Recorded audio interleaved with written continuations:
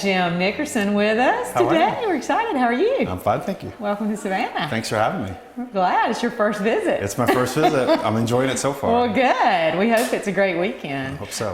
Tell us about your company. Tell us what you do. So I do a bunch of things. I'm the director of communications for a company called Dynamic Signal.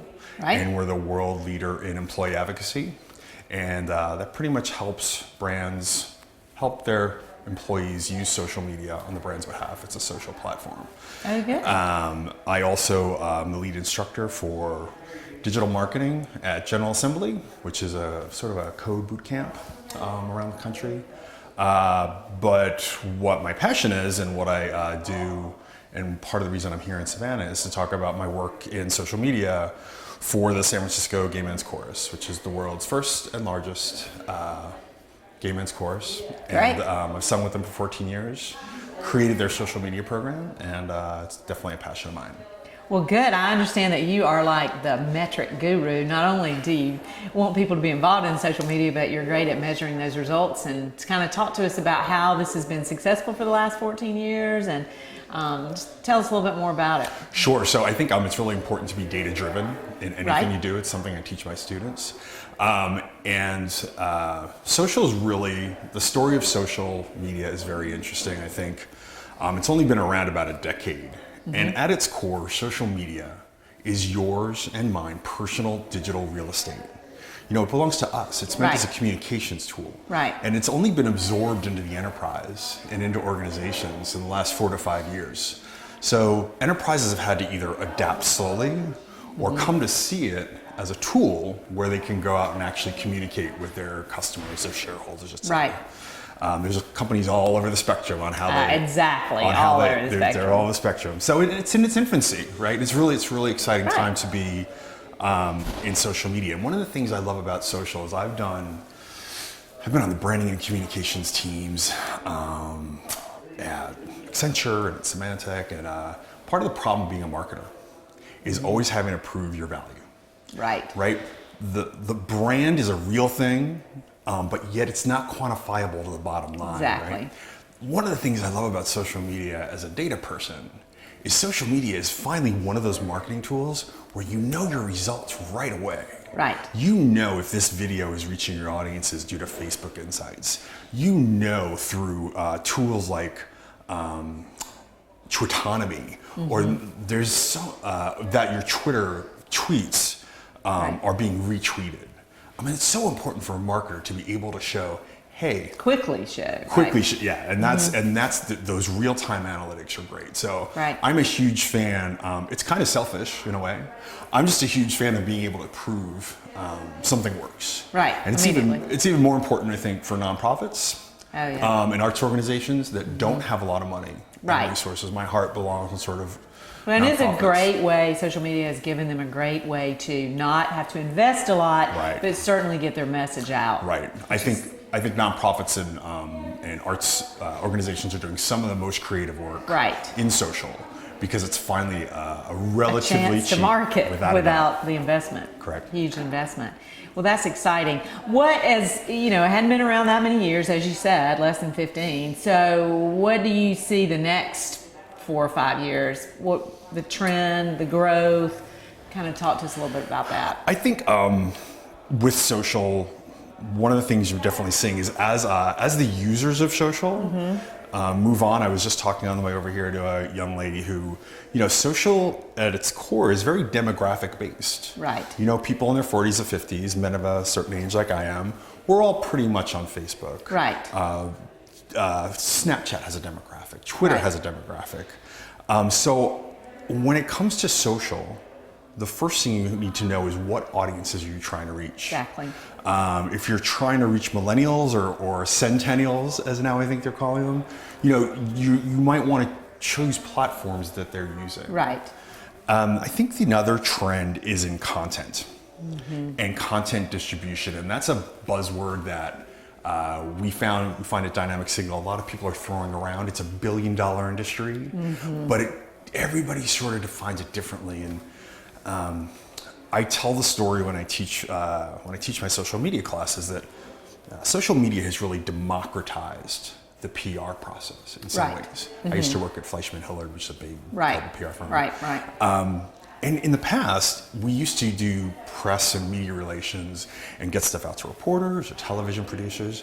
Now, everybody in this room, everybody watching or listening to this, we're all reporters. We're all analysts. We're all mommy bloggers or daddy bloggers, right? We're all making content. So and sharing content. Correct. So at the top of that content funnel, there's many, many, many more people making content. Right. And at the bottom of that content funnel, there's many, many more places to see it.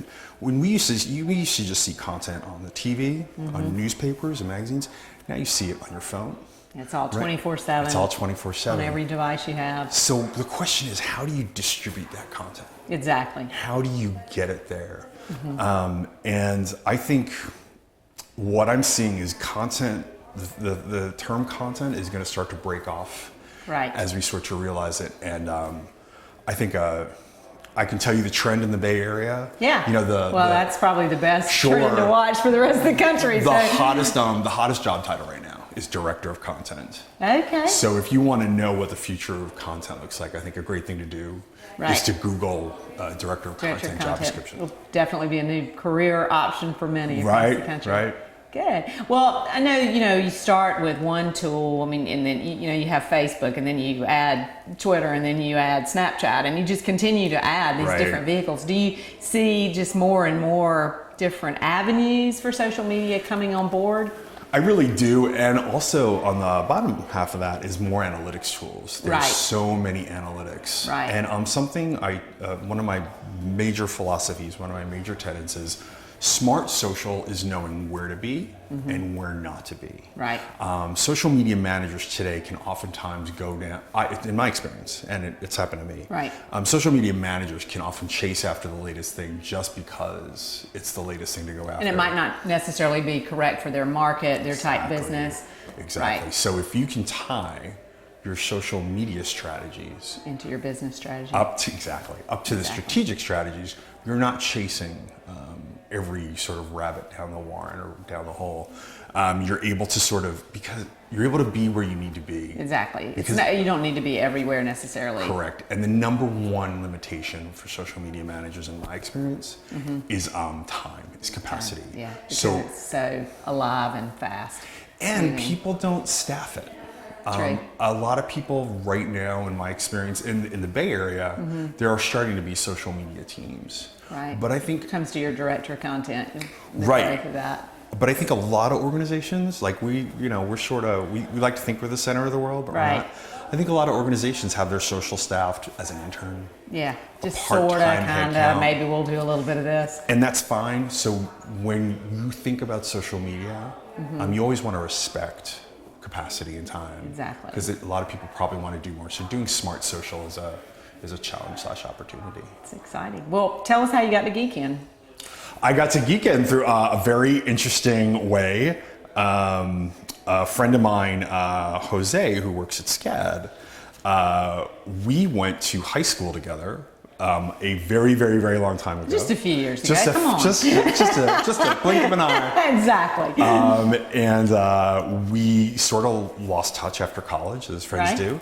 And then we both found out we were working in the Bay Area. Did you reconnect on social media? Actually, we did. That's so fun. That's a great point. We actually did. And we found out we were doing sort of the same function at different, very large enterprise tech companies.